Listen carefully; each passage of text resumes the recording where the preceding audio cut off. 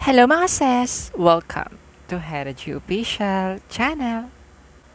So yun na nga mga sis, na pag-uusapan natin ngayon ang day 8 ng journey ng ating pambato na si Michelle Marquez D sa Miss Universe, no?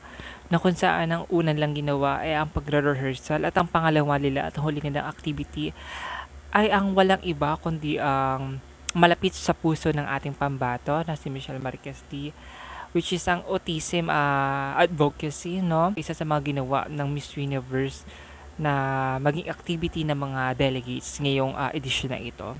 Okay, ang una natin tatalakayin mga sis ay ang rehearsal day ng ating pambato na kung saan naman is ang kanyang outfitan is very simplihan, and then at the same time very altahan ang atake, very altahan ang datingan, napakaganda. Lady boss ang ang aura. Ngayong rehearsal days napakasimple lang pero napakaganda ng niya, ng aurahan, no. Talaga namang lady boss ang atake. Ayun na nga po makikita niyo diyan is nagpapasample na nga po ang ating pambato sa kanyang pasarela, which is makikita niyo naman 'di ba, na which is so good, napakalinis na tignan, maganda na, mas maayos na katulad unlike before, no.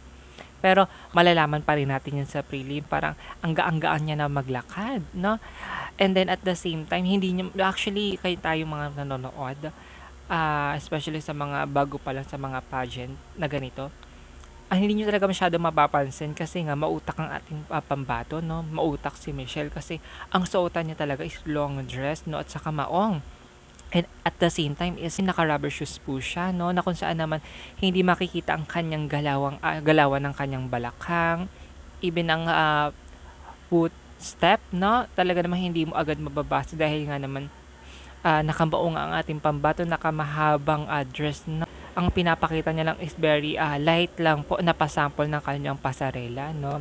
Grabe, ang ganda, gumaganda, no, and I hope na mas maganda, mas magaang, pero ataking altahan ang datingan na makikita ko sana sa preliminary round, no, ng competition, which is malapit na po itong November 15 or 16 ata sa atin, ano. So yun na nga mga sis, no, ito na muna ang ginamit kong video dahil nag-corrupt ang video record ko, nakakaloka, nawala ang pes ko.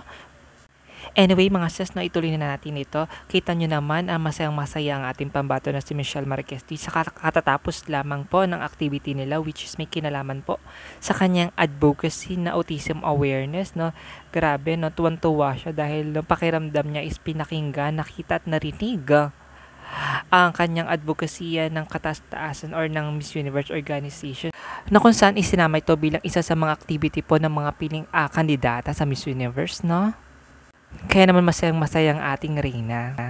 Sa mga sis na makita nyo na may kasama ang ating Reyna na isang bata, kasama po siya sa spectrum, no? Masayang-masayang ating pambato dahil ang mga kagaya po nito ay malapit sa kanyang puso, no? Kaya tingnan nyo naman hindi maipinta ang kanyang kaligayahan. Kaya naman mga sis, kung kayong tatanungin, anong comment nyo sa mga activity ngayon ng ating pambato na si Michelle Marquez D? Please comment down below para malaman ko kung anong say ninyo sa latest chika. At huwag nyo rin siya kalimutang iboto sa fan vote at voice for change. Kaya naman please subscribe to my YouTube channel, Heritage Official. See you in the next upload.